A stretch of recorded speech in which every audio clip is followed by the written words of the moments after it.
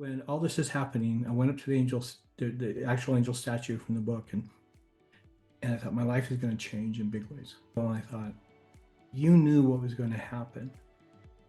And so you let me in the parking lot make my commitment to you. For better or worse, I was going to follow you. You let me see my heart, just as broken as it was. You let me see so I would never doubt again. Because what I didn't know is he had more than 40 bestsellers in mind for me, right? I mean, everything that goes with it, tens of millions of dollars and all this stuff that was going to come with it. And he wanted me to see it so I wouldn't be destroyed by success. He let me see my wife so I could never doubt that she was with me through thick and thin. It was an amazing blessing he gave me, as painful as it was. He gave me this blessing to see the other side.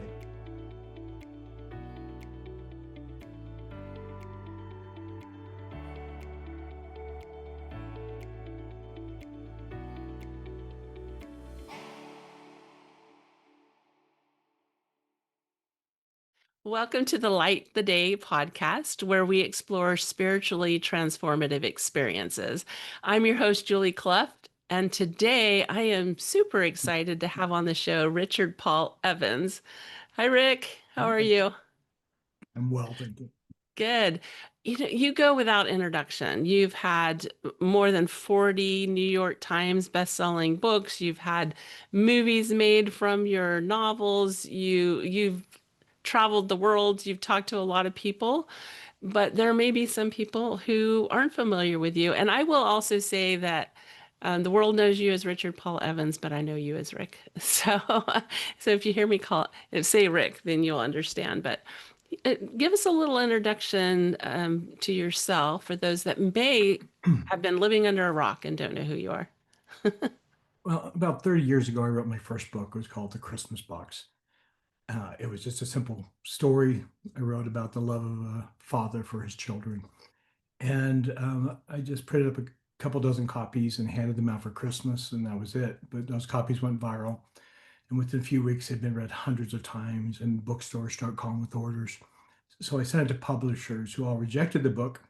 So I decided I would self-publish the book, and it did really well. It hit #2 on the New York Times bestseller list, at which point it got the publisher's attention. I'm sure. And it went up into an auction. It sold for more than $4 million. And at that point, started my career. Since then written 47 New York Times bestsellers. I have 8 movies, and talking to producers right now about 2 more movies. So lots going on. The cool stuff that's come. Um, 2 interesting things have been offshoots. One is the Angel of Hope.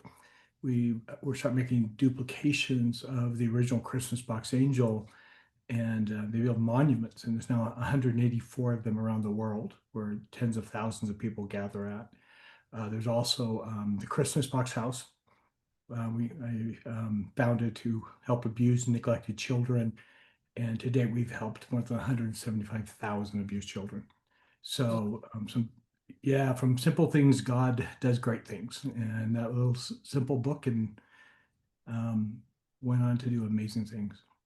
That is so inspiring. And we met in person a few years ago, and then over the last 3 years, I've had the opportunity to participate in your writer's retreat at your ranch in southern Utah, which is just magical. Mhm. And what has impressed me so much is your personal story of how you experience such challenges as a child, but then despite all of that, despite the limitations, people would call it, right?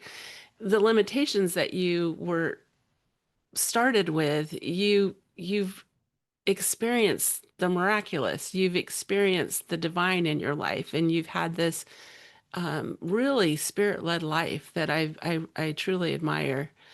I, I would love for you to share a little bit about maybe some of those beginnings of where things started and the things that kind of turned the corner for you. Okay. Obviously, the book, The Christmas Box. Well, and the book was the first really big miracle. When I was 12, my grandfather gave me a blessing, like you read in the Bible. He put his hands on my head, and he said, it's just 12 years old, very poor. family of 10, and told me that I mean, at the time I was like literally sleeping on the floor. I mean, we were didn't have a bed. We're not doing well. And he told me I would someday be known throughout the world. And which sounds, at the time it sounded ridiculous, that I would walk with the royalty of the world. Um, and then I grew up, and I have Tourette syndrome. You might notice my twitching. Tourette syndrome. I have yeah, it was a hard time. Growing up, I had a mother who suffered from severe mental illness, and so and we struggled financially. So it was always hard. Someone once said to me, it's like, oh, he said, yeah, your life of privilege. I said, really? I said, have you ever had a tooth removed with a chisel? Mm-hmm. Oh, I said, yeah, my dad had a chisel and a hammer and took it out. It's like, yeah, don't tell me about privilege. I Yeah. slept on the floor and just, it was not privilege. But it taught me to work hard. I soon realized that if I wanted anything in life, I would have to go after it myself. When the Christmas box came, I had just gone to my grandfather because things weren't going very well in my life. I thought, man, I'm working so hard and I have these big dreams. You told me I was going to be known throughout the world, and man, my neighbors don't know who I am. This Mm-hmm. was that real. So I went back to my grandfather, who is now 80 years old and been um, more than 20 years. And I said, asked him if he had another blessing for me. And yeah, he goes, yeah, I do. And so he gave me a blessing, repeats the blessing almost word for word. I'd given me 20 Wow. years previous. But he added something. He said, you are about to start. He said, you're about to embark upon a mission that will change the hearts of children and men in a way you cannot fathom. Mm. What are you talking about? I'm looking through sofa cushions for gas money. But I started just very innocently writing this little book. It wasn't, I was trying a lot of different projects. I tried 14 different projects that hadn't taken off. And I was an entrepreneur. I was writing advertising copy at the time. And so I wrote this book. And at the time, my business partner, I told him I was writing a book. And he was, about what? And I said, well, I'm not completely sure. It just keeps coming to me. And I said, I don't know. I'm getting so much inspiration for something that doesn't matter. I remember saying that to him, for something that doesn't really matter. Had Wow. no idea that this book would change the course of my life and thousands of lives. So I was, after I sent the book came out, I handed it out for Christmas. Um, I gave it to my wife. Well, my wife read it before anyone else did. And her response, she was crying at the end of it. And she goes, where did you get this book? And I said, Mm. I feel like it was given to me, because, and the book was dedicated to Sue, which at the time wasn't a happy thing because I worked with a woman named Sue. Carrie thought I dedicated to someone at work, did not go over well. Sue is actually my sister who died when I was young. Oh, wow. And I had a sense that she had helped give me the book. Oh, that sounds so right on. Yeah, at the very Yeah. end. Yeah, at the very end. And, in the book, to heal her own mother, because my mother, among many things, she struggled with, one of which was losing her daughter. And so, I explained, of course, and then we handed the book out and I thought I was done. But like I said, within weeks, we read hundreds of times. I remember a neighbor came over and she goes, "This book is really good." Oh, thank you. She goes, "What are you doing with it?" I said, "Nothing." She goes, "No, it's my dad's a published author. You're better. This book's better than you think it is." I had another neighbor come over, and of all things, he was a copyright attorney, Huh. trademark, patent, copyright. And he goes, look, when you brought the book over, I was like really unhappy. It's like, oh no, he probably wants us to read it and then I have to lie that it's okay. He goes, 2 nights ago, my wife woke me up at midnight, sobbing hysterically. He goes, what's wrong? What's wrong? He goes, you got to read Rick's book. And he goes, this book's amazing. He goes, there's no copyright on it. I said, yeah, I know. I said, "Well, why not?" I said, well, I'm not going to do anything with it. I don't care. People take it. He's like, no, no, no. And he goes, I'm going to do the copyright for you. So he went and did all the legal work on his own dime. He goes, you're going to want this. So when they did the movie, actually, he came in, it was an extra. That was part of the deal on the movie. You could see he ended up in the edit room floor. I guess you can see his hands during one of the scenes. He was pretty thrilled by that. But um, anyway, so I decided I would self-publish the book. And after the publisher had all rejected it that I sent it to, and the book just started to grow. And so that first year it sold out. I printed 3,000 copies and they sold. I printed 4,000 more copies and they sold in 3 days. Wow. And at this point, it's like, okay, this thing is going. The book distributor was saying this thing's a monster. It's outselling everything. And I couldn't get more books for that Christmas. And so two women got in a fist fight over a copy of a book I heard. Mm, And so it just had gone kind of crazy. And so I thought, well, I'm going to take it national. No idea how impossible that was. I didn't have the money. I didn't have the resources. I just, fools tread or walk where angels fear to tread. And so I take it out, and I just really felt like that's what I was supposed to do. And I'm learning this as I go, how it goes. And what I didn't realize is that um, there are too many things working against you.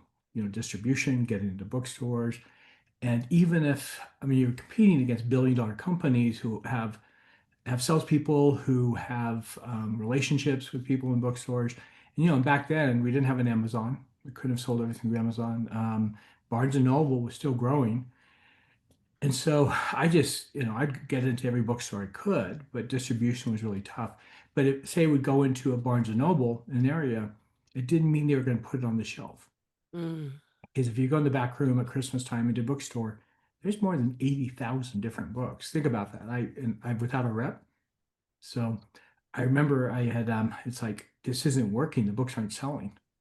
Locally it had been the bestseller, but outside of Utah it wasn't selling. And I was very nervous because I had borrowed a lot of money and put everything in that we had into it. And I remember being really angry at God.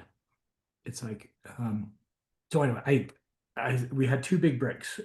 We had People Magazine contacted and said they want to do a story on it. It's like, well, that will change everything, right? And then I was invited to be on this TV show, which I thought it was a national show, but no one watched it. It was called What's New on America's Talking. So with what little money I had left, I flew to New York. I remember when I found out the cab ride was $90. I freaked out. It's like, I guess I won't be eating. I mean, this is all our money. And I go to the show and I get there. The guy goes, "Who are you?" I said, "Well," showed him the letters. I come to the show. He goes, "Oh, we didn't call you. Yeah, we canceled your thing." Oh, wow. I said, "Dude, I just flew to New York for this." And he goes, "Well, let me talk to the producer." And he goes, "Okay, we're showing how to make Christmas bonbons. So what you're going to do is stand there with your book."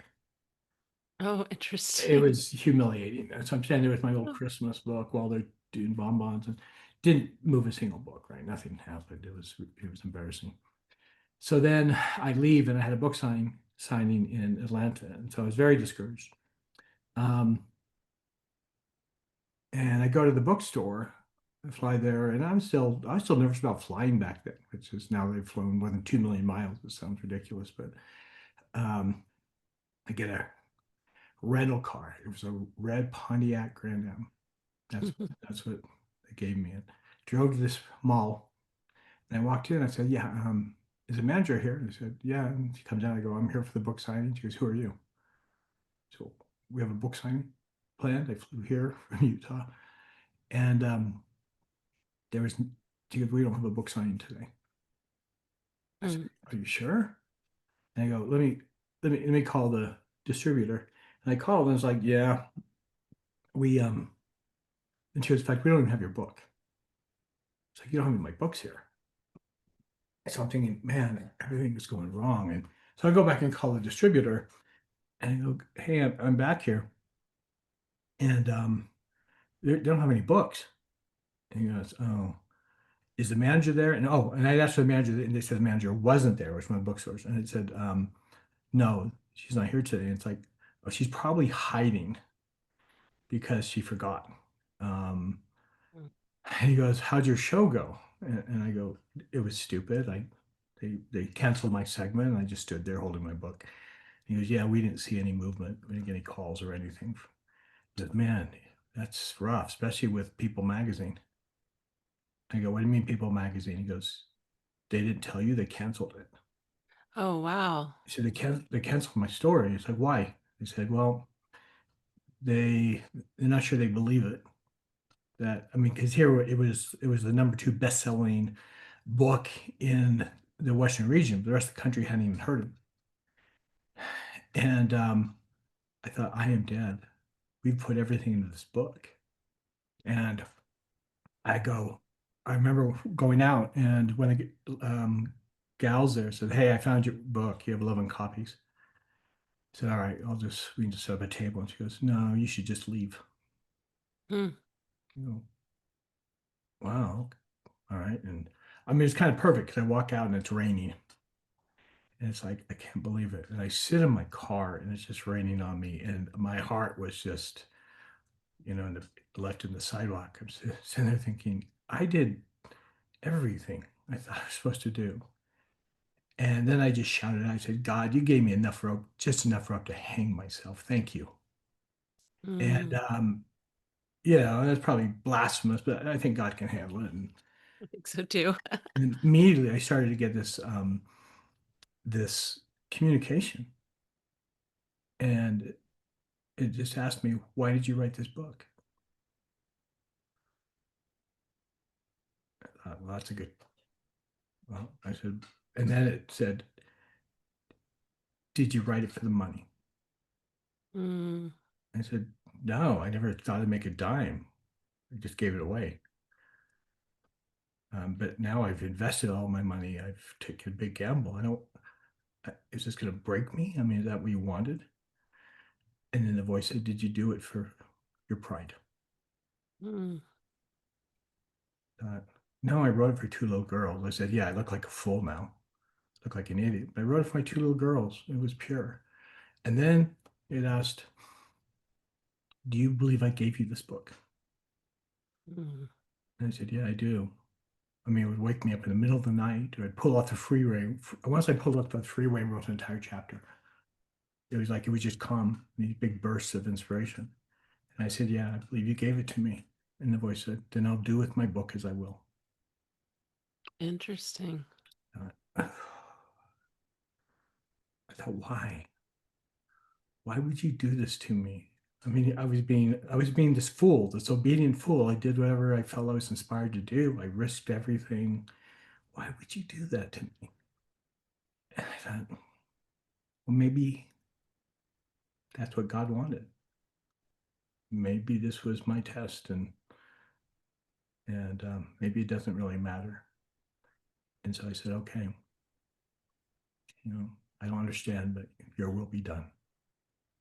I thought, it's going to take me years to recover from this. And I had to go back and tell Carrie, and Carrie was having complications with pregnancy, so she was mostly in bed. So I can hear I'm on the road, and I was at rock bottom, and flew home. I remember my car was covered with snow in Utah, and couldn't find it. Yeah.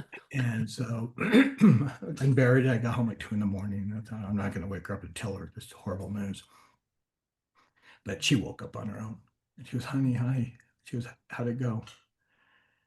I go, not well. Mm. And they canceled our People magazine. We're going to lose everything.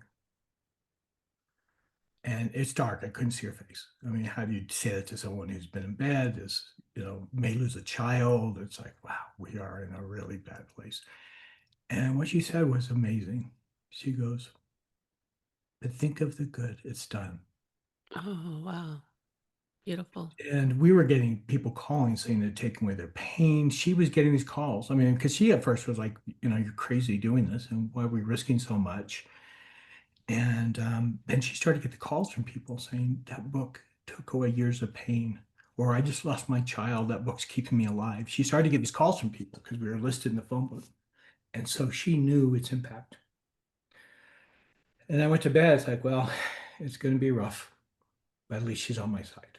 She's not blaming me for being an idiot, which I was pretty sure I was. And next day, That was a huge blessing so it to was have huge that blessing. response. No, Yeah. it was. I got to see something. yeah, I'll circle back to that.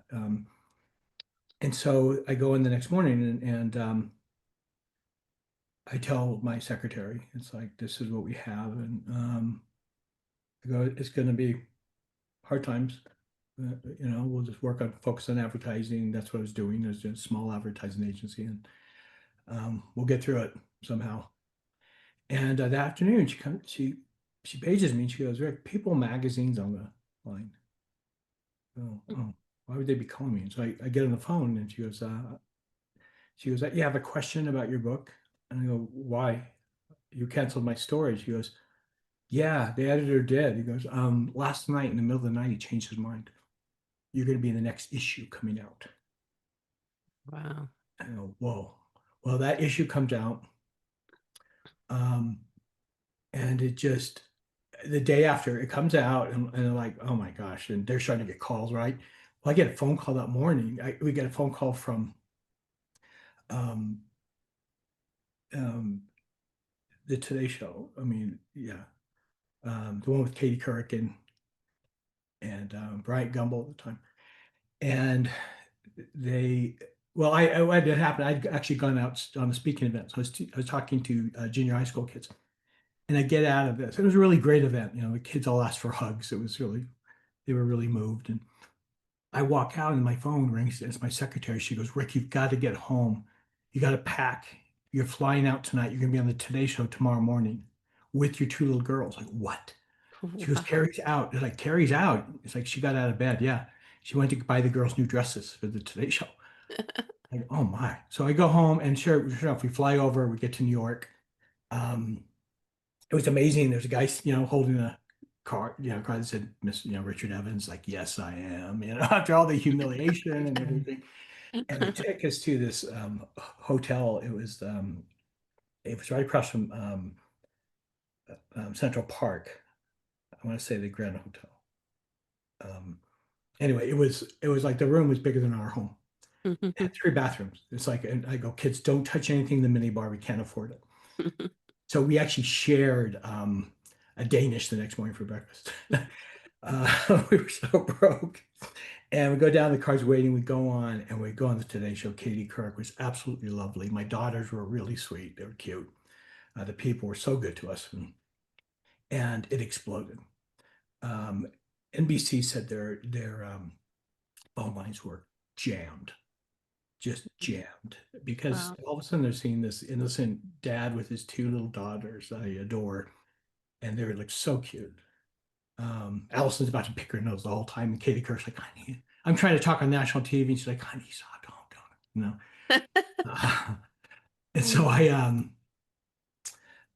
I fly back. I remember I walked out, and this woman's walking towards us, and I was, a small town, so um, it's like, what does this woman want? And she goes, sir, you were on the Today Show this morning.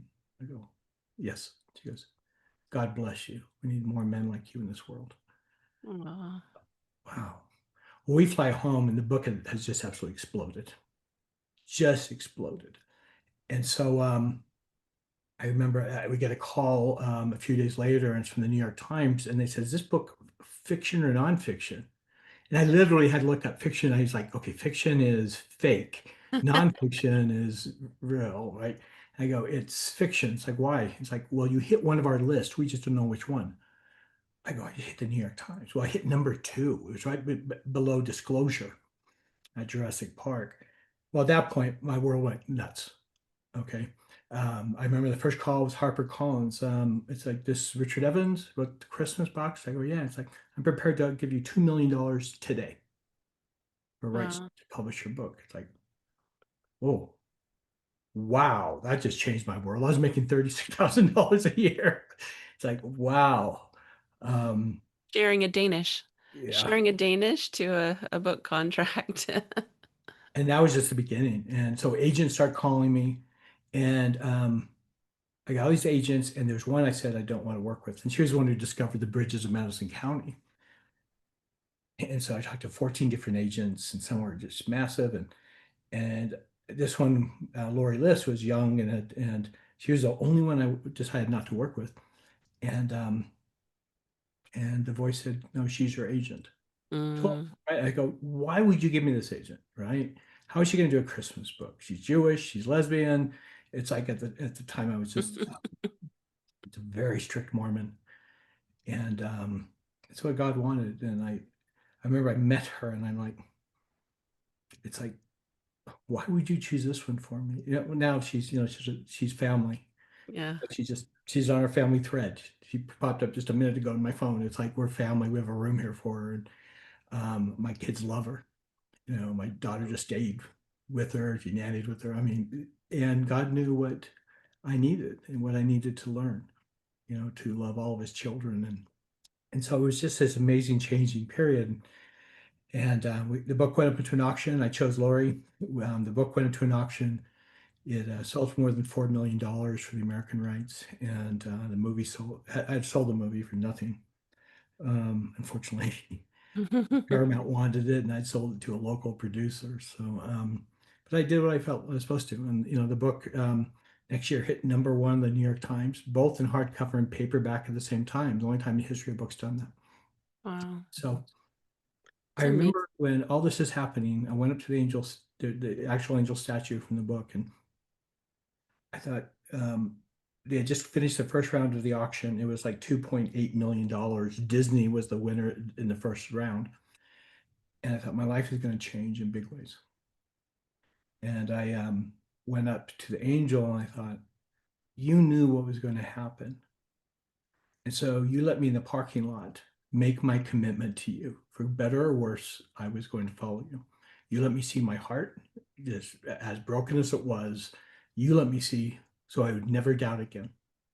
Because what I didn't know is he had more than 40 bestsellers in mind for me, right? I mean, everything that goes with it, tens of millions of dollars and all this stuff that was going to come with it. And he wanted me to see it so I wouldn't be destroyed by it, by success. He let me see my wife so I could never doubt that she was with me through thick and thin. It was such a great blessing, as you said, Julie. It was this amazing blessing he gave me, as painful as it was. He gave me this blessing to see the other side. And it's like, okay, it was very Abrahamic, right? You go to sacrifice, and it's like, I don't know why. I don't know why it pleasures you to torture me or to hurt me. And I'm following you blindly like a fool.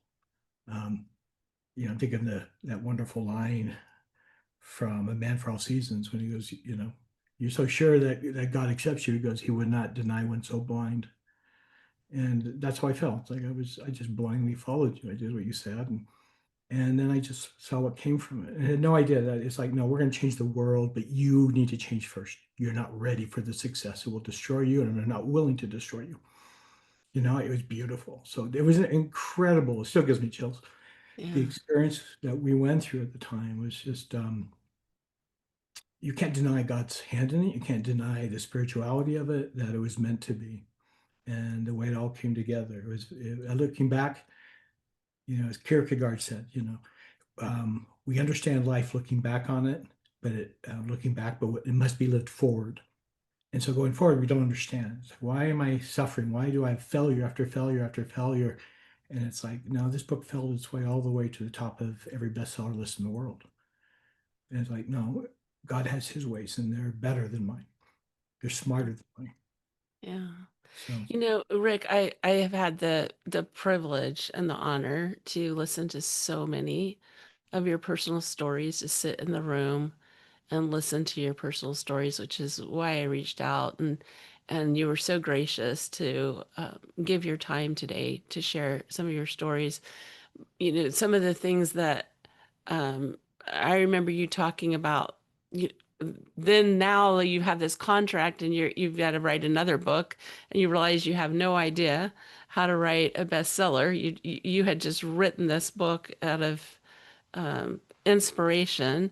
And another time you talked about what inspired your series called The Walk. And so I'm just gonna let you go where you want to go with that. But I remember those two things specifically as I'm thinking about your story and the stories that I've heard you share. And one of the things I love, and it resonates so much with me because it's a lot of times the way spirit, God, angels work with me, is I get these vocal messages, right? And it's so beautiful that you're willing to share that. Well, thank you. Yeah, it's always an honor to share it because I've seen way too much to deny the veracity of it. Um, yeah, I started a business that basically bankrupted me. It took me 4 years to pay off the debt. Went to $1.4 million in 20 minutes at one point. It was just ridiculous. Wow. And I'm down at my ranch, and this before I did all these improvements, but it's like it was my safe place, and it's like I'm going to lose it. And my health was shot. I weighed 70 pounds more than I do now. I had crippling arthritis. I was walking with a cane. I could not open a jar. And I would carry like this and give it to my kids, and they'd open up a jar for me. Um, and I'm walking. I decided to go for a walk down the road, and I go, man, I've screwed up everything you gave me. I go, man, I'm a fool. And it's that same entrepreneurial spirit is kind of this manicness I have because I am bipolar. And it's like the manic, like you can do anything, which got me here and also will destroy you.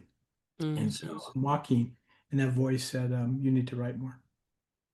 And it's like, write more than one book a year. I was like, what do I write? And it's like, write a series. And that was the best walk of my life because I'm walking. I thought, well, I don't know how to write a series. You got the same person, same place, same person, but different story. And it hit me. Why don't I write a book about a man walking? Because then it'd be different places. And then I thought, well, I want to walk. I would love to just walk away and just leave everything. And because of where I was at. And I said, why don't I? I said, well, because I'm married, I have a wife and kids and a home, a mortgage. And it's like, wait a second, what if you took these are what you live for? What if you took it all away? And it's like, why would you live if you have nothing to live for? And that became the premise for my series, The Walk, which is it sold more than 1 million copies. It was huge. Still is. If you haven't read The Walk, anyone listen to this, look at The Walk. I was at this Comic Con. I couldn't believe it. I'm here with these really, Hulk Hogan was with me, with all these really famous people, and their agent came in. And the man who owned Comic Con introduced me. He's like, he's a writer. She goes, oh my gosh, I just read the best series of my life. Have you ever heard of a series called The Walk? And I go, what's it about? And she goes, oh, this guy, after he loses his wife and his home, he starts walking across America. And I said, yeah, I wrote it. She goes, you wrote that? Yeah. That's the best thing I've ever written or read. And so it's probably the best thing I've written. I was exploring why we live when there's no reason to live. And I didn't know how it was going to end. And I drove from coast to coast over the course of 4 years, stopping every 12 miles across America, which is an incredible experience I did with my daughter, who then became an international bestselling author herself, the book Yeah. Love and Gelato. Um, so that was the walk. On the way there, I came with the walk. On the way back, I came with an idea that became Michael Vey, which Mm. sold even double the number. It was a number one New York Times bestseller, sold 3.5 million copies so far. Um, Wow. so that was like the walk to remember. It just like changed everything. But I just can't deny these experiences when I'm getting these promptings and what to do. And so we continue to follow them, and it's tremendous blessing. And I feel really blessed. I mean, it doesn't mean that life's easy. I struggle with bipolar. I struggle with depression. Um, my mom attempted suicide 4 times. Twice I was part of it. I helped my brother after he tried to commit suicide. Trying to keep him alive. It's something that's a family curse. So I struggle a lot with depression. It seems to be getting worse. Um, Mm. and so it doesn't mean life's necessarily easy. Marriage is always a challenge. But God's never left me, and I've had incredible miracles along Yeah. the way and continue to. So, Yeah. um, I know, I'm not afraid of death at all. I mean, especially when sometimes I hope for it, but um, there's a reason we're here. We're not a mistake of God or nature. There's a reason we're here. And if we stay as attuned as we can, and I'm not saying that we're worthy of it. We're never worthy of it. That's where grace comes in. It's like when I think the times when I'm at my lowest is when um, I've received the biggest inspiration of my life, when I felt the least worthy. And I think that's what God's trying to show us. It's like, this isn't something you earn. You can't earn this. This is, when do you pay the most attention to your children? It's like when they need me the most. Hmm. Exactly. Yeah. Exactly. That's not when you punish them. That's not when you cut them off when they're in trouble, in trouble. That's when you go after them. So, Yeah. I love your expression and um, your devotion to the divine and to your honor of that power that has been a force in your life. Like you said, despite the hardships, despite the challenges, you can see the way that that divine light has carried you forward. And it's pretty profound. But it's also I've had experiences myself when I felt like the deepest, darkest moments of my life is when I've heard that voice. Give me insight, give me something to hold on to carry things forward, to move forward. And I really, again, just really appreciate you sharing these things. Do you, in our last few minutes together, I would love for you to share anything else you feel called to share. If you want to tell us a little more about the Christmas box, where are the best places to connect with you, because I know people will, if they're not already following you, they want to know how can I stay connected to Richard Paul Evans? well, I have a very active Facebook community. So just Richard Paul Evans, and it's my fan page. So there's about 120, about 120,000 people on that page. We stay very connected. I share a lot. Um, and then my website to join my mailing list is just richardpaulevans.com. There's some, this year's going to be interesting because I have a new book coming out. I'll show you the cover. Oh, I Is this don't. the book that you introduced us to this summer? Yeah. It's called The Christmas Stranger. It's going to be so good. We were, you read the first few pages, the first chapter or so to us, and we were all just Crying. crying, enthralled. Yeah. Yeah, all the things, all Yeah. the This is things. this is the cover. That's what I was looking for. Oh, wow. Oh, Beautiful. yeah, beautiful with the Christmas ornament. Yeah, I am. Yeah, the response to this so far has been magical. And this was when I was in one of my low points when I wrote it. Starts out with the man about to take his life, and it was amazing. It was one night. It was late. It was almost midnight, and I took the dog for a walk, and I was just so low. And people say, "Well, what happened?" It's like nothing happened. It's your body turns on itself, and it's hard to explain if you haven't had that happen. It's like I acknowledge I have a wonderful life. It has nothing. I can be in the midst of troubles and be optimistic and happy. But with depression, mental illness is something that my family struggles with, right?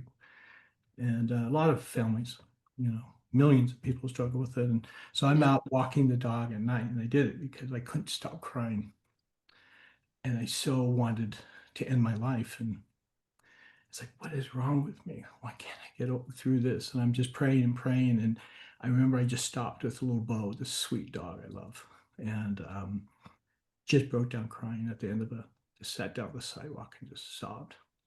And at that moment, I said, okay, here's your story. The story just started pouring in, just started pouring in. I went home with 4 chapters, beautiful chapters.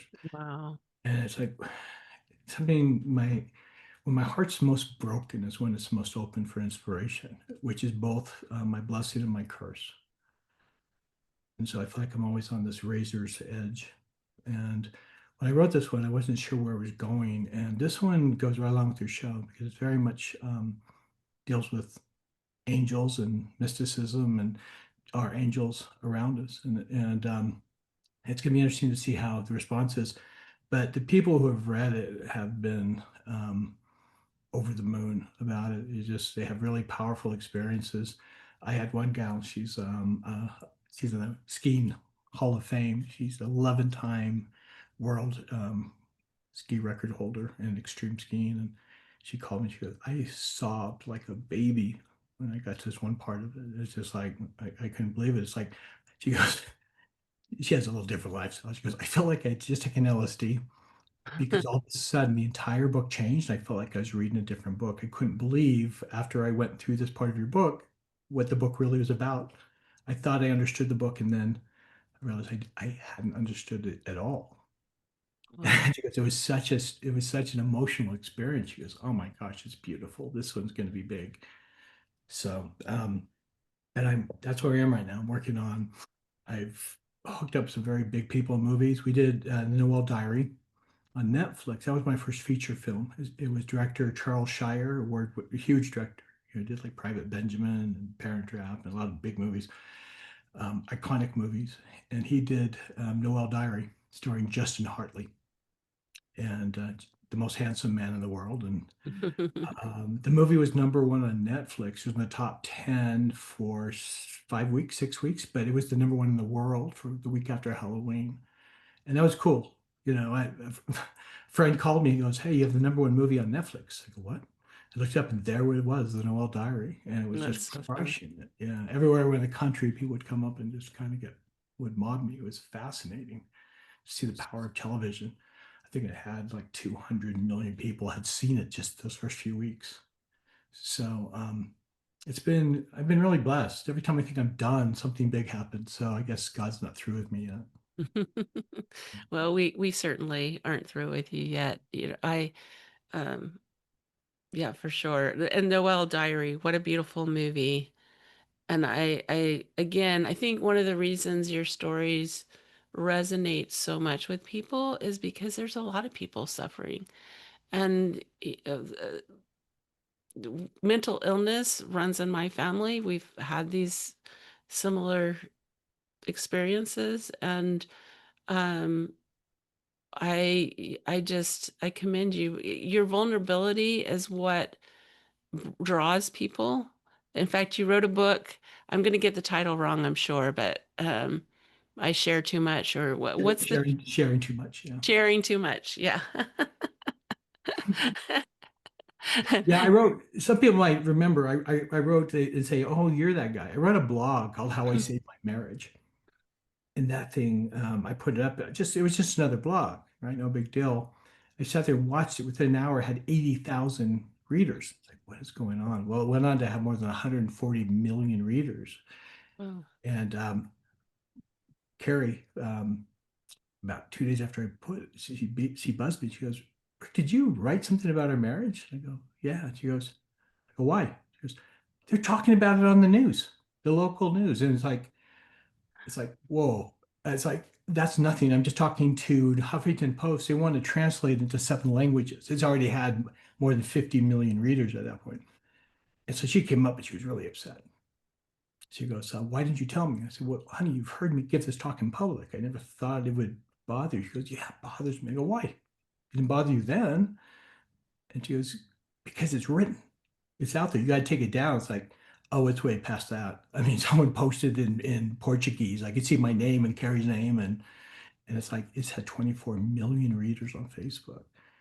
And so that night, I took her to dinner because she was still mad at me, and someone was there, and they go, "You're Mr. Evans." I go, "Yeah." I go, "Yeah." She goes, "We're here because of you." And I said, "Well, I've never been here. I didn't recommend it." She goes, "No, we read your blog and we decided not to get divorced." And I said, "Well, tell her." And Carrie goes, "Yeah, I know. My best friend called and said that you saved your daughter's marriage. You were going to get divorced." And so this went on for a while, and she was mad. And after a week, I go, "What am I supposed to do? I mean, are you going to be mad at me the rest of our marriage? Is this going to end our marriage?" It's like, what's going on? And she goes, the problem is you share too much. She goes, you have to stop that. And that's, I was just quiet for a moment. I said, you know what, Carrie, you have a really good life. We live in this mansion that you wanted to live here and this thing and she Carrie now let me get Carrie's not materialistic. I mean, seriously, she drove her Honda 10 years after our first $1 million deal. She's not materialistic really at all. People ask her why she didn't ride a Mercedes. She goes, what's wrong with my Honda? Right. um but I said, you have a really good life. You went to Italy 3 times this year. whatever you want to do, I give it to you. I said, but you're asking me to not do what God sent me to do. I said, people read me because I do share too much, because I talk honestly. I say the things that no one else will say or that you're afraid to say. So you're asking me to choose between you and God. And this is the place where I say no. This is the one place I've drawn the line. I said, if you can't live with that, you have to make that decision between you and God. But I'm doing what I'm supposed to be doing, and that doesn't change. Oh, And she was beautiful. quiet for a moment. She goes, fair enough. And that was it. Fair enough. Yeah. Yeah. Yeah. Amazing. Well, I one of the questions I ask all my guests is there do you have a spiritual practice or something you do on a daily, weekly, on occasions that help you stay connected? Um, it's prayer and walking. Walking is where I receive inspiration. That's when things come to me. And that's when I've had so many amazing experiences. So I usually, walk and pray. Yeah, love that. And Love that. I mean, I get this. This really happened. When I was writing my third book, this is before Google, and I was writing about the Great Depression. And I was writing about the CCC. And that was, oh my gosh, um, oh, people listening, it will come to me. It was what Roosevelt started to get people. Oh my gosh, what is it? Is it the CCC? Oh, the corporation. Oh, yeah, the Civilian Conservation Corps. Yep, yep, yep. And so they put millions of men to work because they weren't working. And I couldn't find any information. I was down in southern Utah. I went to the library, not a thing on it. I thought, well, I guess I'll have to skip this part. I was trying to get it done. And so I thought I'll go for a walk. I'm walking on this trail. This at the time was a trail between the two cities. So I walked about 5 miles. So I'm walking. All of a sudden, I hear this ding, ding, ding, like a bicycle with another guy with bicycle, old man coming along. It's like, oh no, I don't want to talk to this guy. Sure enough, he stops. How you doing? I'm fine. You get a nice day for a walk. I go, yeah, it is, isn't it? Nice day to ride your bike. He goes, yeah. He goes, this reminds me of the trails we used to make for the Civilian Conservation Corps when I My was young. goodness. And I just looked at him. I thought, you got to be kidding me. How? And I go, you worked with the CCC? He goes, yeah, that's what we called it. The CCC. He goes, yeah, I did that. No, we're all out of work. And so I said, well, let me ask you some questions. And told me everything I needed to know. I asked him questions, where they lived, how they did. And then he goes, okay, rang his bell and rode off. I was like, okay, come on. I mean, come on. Yeah, the odds of that are 1 in 1 trillion. Even the fact that he brought it up, that this Yeah. trail reminds me of. So, Yeah, you would never have said, "Hey, do you happen to know anything about this season?" Like yeah, he it had to was bring it ridiculous. up. Well, no one stops to talk like that anyway. Everyone just rides on by and does their thing, and it's like, oh wow. But That's amazing. yeah, but that's kind of, it's just when you're open to it. I realized I had in a way, it was a different kind of worship in the sense that I've always felt like God was walking with me. I could just talk, Yeah. we could just have a conversation as we went. So anyway, I believe also and you've heard it, I talk about the 5 realms. Hmm. And I've been trying to teach this as much as possible. In the 5 realms, it's about how we live our lives. It's a series of boundaries, and that the first realm was our relationship to God. That comes before everything, before our marriage, before our children and family, before our work, and because that's the key to everything. And then it like ripples. It's a concentric circle. Our relationship to God, then to family, then to friends, and then to the institutions, our associations we belong to, and the last is the world. And the reason this is important because if you live in the world, you know, if all of a sudden you're stuck to your phone and you're scrolling, that's the world, and that becomes your God. That's what you become focused on, central on. And the world's a really dangerous place. It's like the ocean. There's great things, there's treasures and sushi and stuff, but it's also great whites, and you will die in the ocean if you're just out there alone.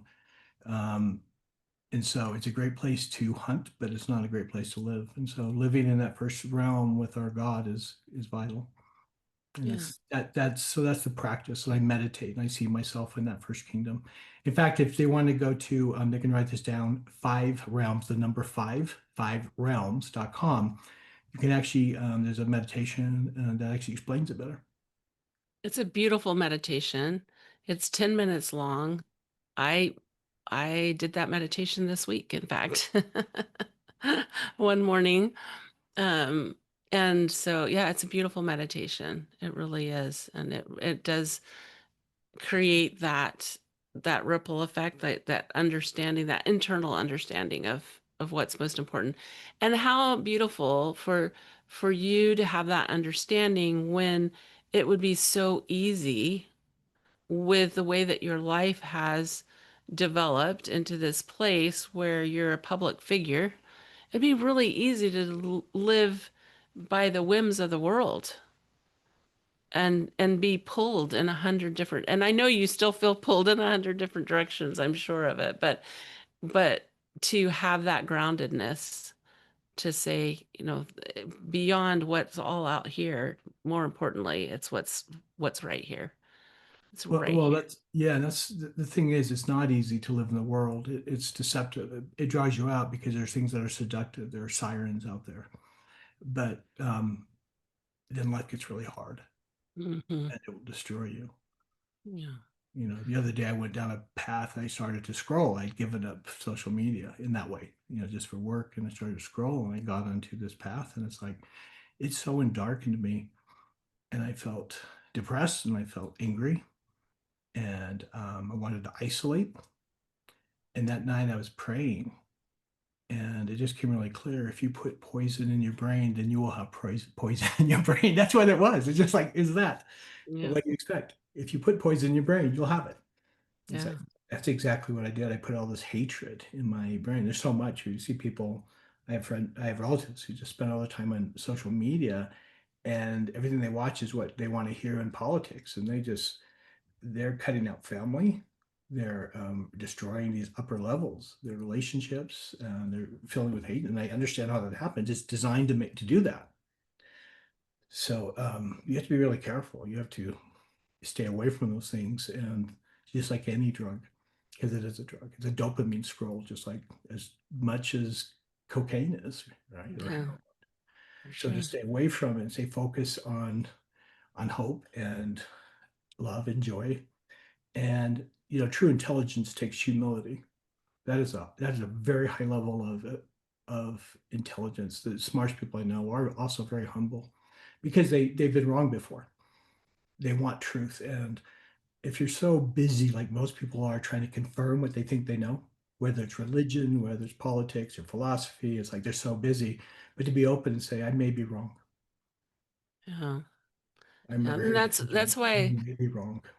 that's why I love conversations like this, because it opens the door for us to look at people's spiritual experiences, which they're very different for different people, and being open to what that looks like for individuals. And as we become open to what other people are experiencing, it reminds me of the story of the blind men that came up to an elephant, and one said, that the elephant is a fan because they got a hold of the ear, and one said an elephant is a trunk, or a A tree rope, trunk, yeah. yeah, and a rope because they got a hold of the tail.